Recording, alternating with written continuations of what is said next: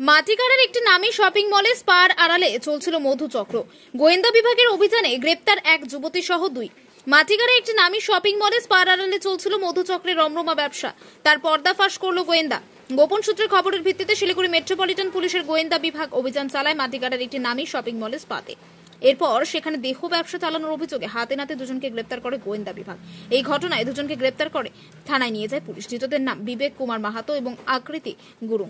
বিবেক চম্পাশরীর বাসিন্দা, আকৃতি দার্জিলিং এর বাসিন্দা। এরপর ধৃত দুজনকে মাটিগাড়া থানার পুলিশের হাতে তুলে দেওয়া হয়।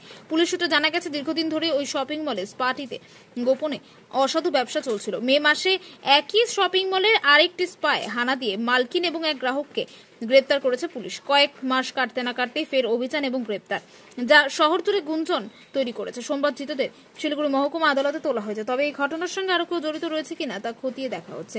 ইতিমধ্যে গোটা ঘটনা তদন্ত শুরু করেছে শিলিগুড়ি মেট্রোপলিটন পুলিশের গোয়েন্দা বিভাগ এবং মাটিগাড়া থানার পুলিশ। পুলিশ সূত্রে জানা গিয়েছে, অবৈধ কারবারের বিরুদ্ধে লাগাতার অভিযান চালানো হবে।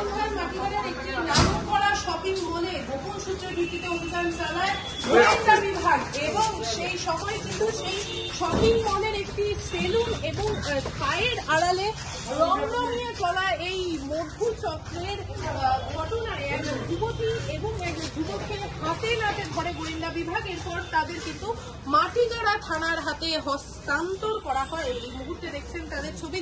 মাহাতো এবং তার বাড়ি চম্পাশাড়ি এলাকায় এবং তার সঙ্গে গোপন সূত্রের ভিত্তিতে অভিযান চালায় পুলিশ গোয়েন্দা বিভাগ এবং সেই অভিযানেই সাফল্য। এই মুহূর্তে ধৃতদের নিয়ে যাওয়া হচ্ছে শিলিগুড়ি মহকুমা আদালতের উদ্দেশ্যে। এবং আপনাদের জানিয়ে রাখি, 20 বছরের মে মাসেও কিন্তু একই ধরনের ঘটনা উঠে আসছিল সেই নামকরা শপিং মল থেকেই।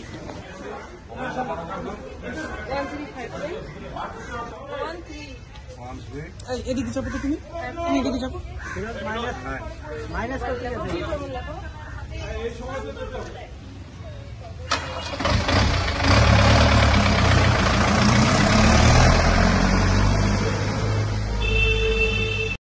ব্যুরো রিপোর্ট, উত্তরের প্রহরী।